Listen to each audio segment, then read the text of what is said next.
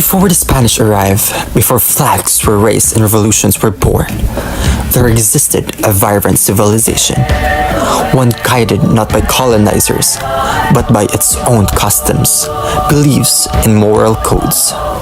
These were the Tagalogs.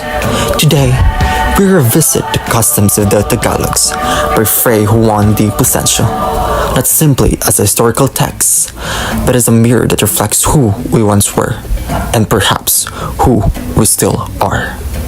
In 1589, Spanish friar Juan de Plasencia wrote Customs of the Tagalogs to document the lives of early Filipinos. He described their political system, belief in Bathala, spiritual rituals, justice systems, and social hierarchy. Though written by a colonizer, the text unintentionally preserved priceless information about pre-colonial identity.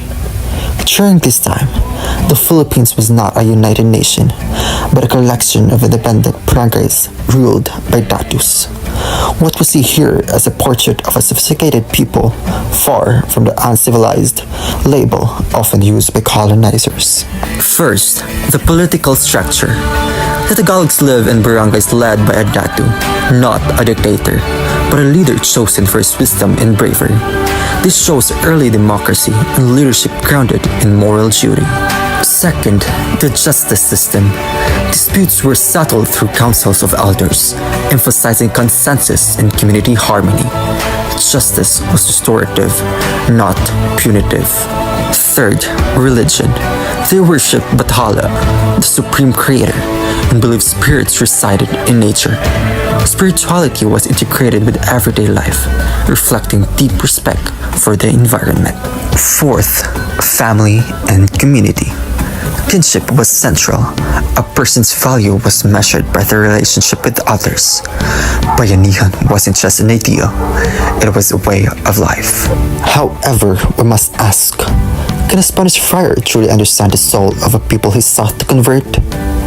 Plasencia's work, though informative, is filtered through colonial eyes.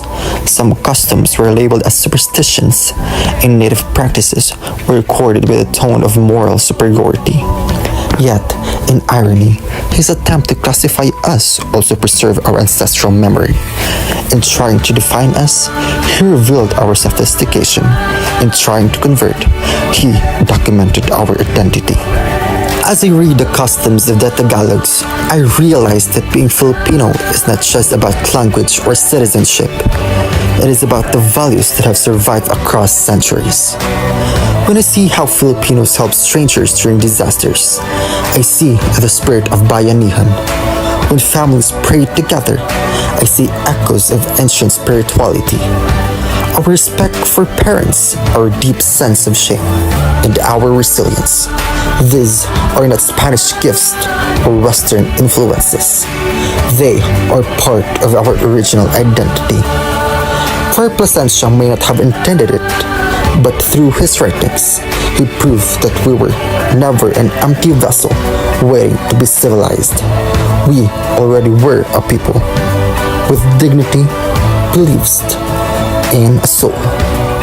History is not just a record of events. It is the story of the Filipino soul. The customs of the Tagalogs remind us that our identity did not begin with colonization. It began with our ancestors, with their values, with their connection to the land, the community, and the creator.